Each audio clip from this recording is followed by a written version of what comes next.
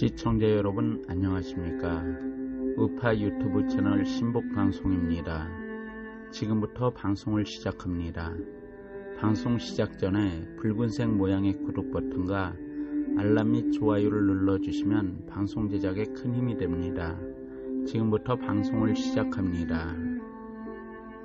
안녕하십니까. 서울대학교 공과대학 박사과정에 재학 중인 트루스포럼 손영광입니다. 여기 모인 모든 분들 너무나 고생 많으십니다. 존경하고 사랑하는 마음뿐입니다. 잘난 것 하나 없는 저와 트루스포럼에게 젊은이라는 이유로 사랑과 관심 주심에 먼저 크게 감사드립니다. 우리가 어려운 나날들을 보내고 있습니다. 거짓이 진실으로 둔갑하고 마녀 사냥이 횡행한 나라꼴을 보면 억장이 무너져 내리기도 하지만 그럼에도 저는 우리나라, 나의 조국, 대한민국에 태어난 것에 감사할 수밖에 없습니다. 눈물겨울 정도로 감사할 수밖에 없습니다. 이 땅은 겨우 100년 전만 하더라도 노예 제도가 만연하였던 인권 따위 찾아볼 수 없었던 최악의 국가였습니다. 감사하게도 우리는 그 어느 시대에 그 어떤 나라에서보다 더 큰 자유와 권리를 누리며 살아가고 있습니다.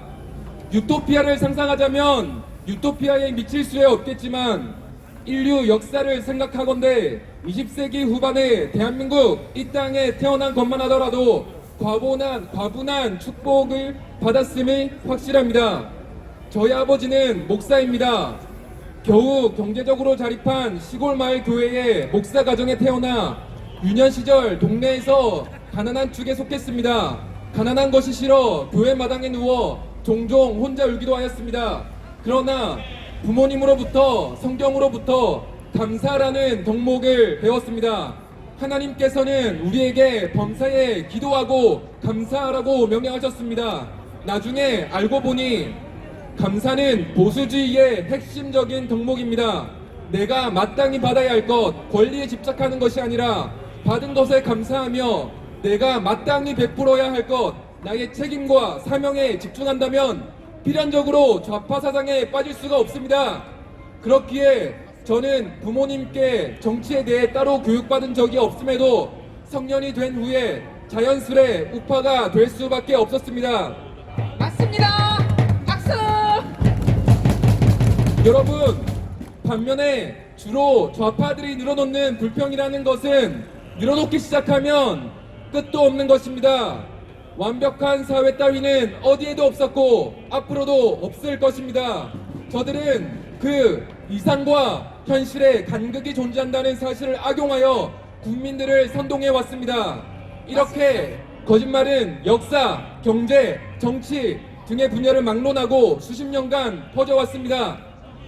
그런데 문제는 이 친구들이 진실을 지펴냈을 때에도 틀려먹은 사상을 고쳐먹지 않는다는 것입니다.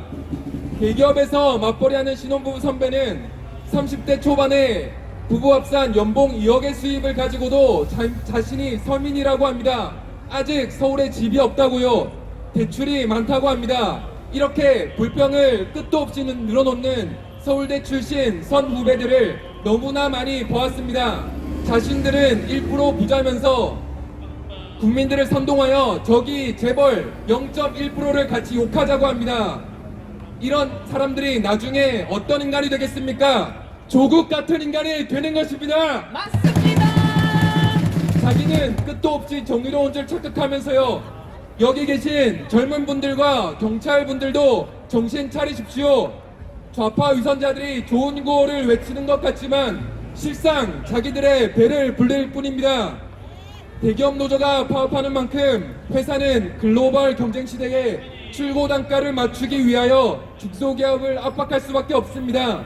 지금 당장 현대중공업에 입사할 수만 있으면 연차 14일, 별개의 월차 12개를 받고 연차 외 휴일이 특별 여름휴가 2주, 노조 창립일, 회사 창립일, 신정에 하루 붙인 휴일 등등이 있습니다. 높은 연봉에 엄청난 복지를 누리며 강성 노조들이 중소기업들의 득골을 빨아먹고 있는 것입니다. 제발 급진적 사회주의의 망상에서 벗어나 현실을 객관적으로 바라봅시다. 맞습니다. 여러분, 저는 부족한 사람이지만 이 자리에서 잠시 복음을 전하기 원합니다. 하나님께서 우리에게 오늘날의 시련을 주시는 것은 우리가 멸망하길 원하시기 때문이 아닙니다. 우리가 이 역경을 딛고 일어나 더욱 굳건하게 서길 원하시는 것입니다. 맞습니다. 성교도들이 세운 믿음의 나라 미국도 세대가 지나가며 영적으로 타락하고 나라가 위기를 맞았을 때가 있었습니다. 그러나 그때마다 위대한 지도자들이 나타났고 영적 대각성 운동을 통하여 국민들이 하나님 앞으로 돌아왔습니다. 대한민국도 드디어 그러한 때가 도래하였습니다. 아멘. 우리는 지난 수십 년 동안 언젠가 절박히 기도하며 은혜를 갈구하던 때를 잊어왔습니다. 배부른 돼지가 되어가고 있었습니다. 그렇기에 하나님의 시험의 때가 오늘 도래한 것입니다. 맞습니다. 여러분, 신기하지 않습니까? 현재 태극기 집회를 지지하는 대부분의 청년이 크리스천입니다. 탄핵 사태 초기부터 이상한 김체를 차린 다수의 사람들이 크리스천이었습니다. 그렇기에 일본이 일제시대에도 많은 독립투사들이 크리스천이었기에 일본이 한국 교회를 핍박하였습니다. 그리하여 우리의 국부 이승만 대통령이 쓴 명저가 바로 한국 교회 핍박이란 책입니다. 오늘날 이 고생과 진리를 향한 애타는 부르짖음은 현세에서의 부귀 영화를 누리기 위함이 아닙니다. 우리는 하늘의 상급을 쌓는 하나님의 백성이기에 진리를 선포하기 위해 이 자리에 나오는 것입니다. 맞습니다. 여러분, 하나님을 믿는 사람들이 유난히도 선악을 잘 분별하는 경향이 있는 것이 신기하지 않습니까? 맞습니다. 하나님을 믿으십시오. 이 땅에서의 죽음이 끝이 아닙니다. 이 땅에서의 회복만을 쫓으면 물질적인 것들만 추구하다 이 생을 마감하는 것입니다. 맞습니다.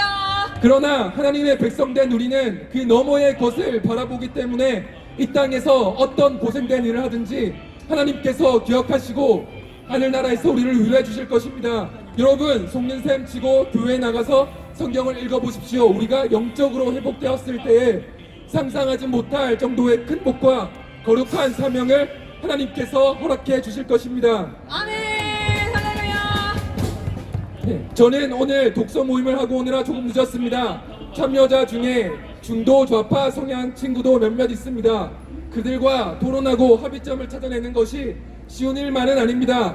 그러나 경험해보니 어렵지만 가능합니다.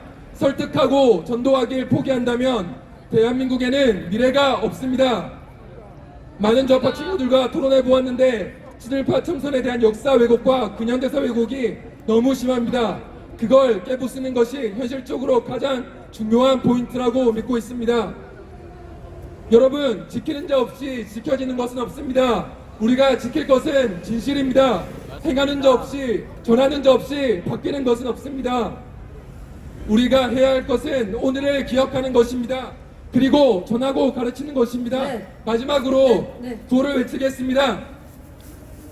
같이 외쳐주시기 바랍니다. 지소미아 유지하라. 지성이야 유지하라. 한미동행 강화하라. 한미동맹 강화하라. 감사합니다.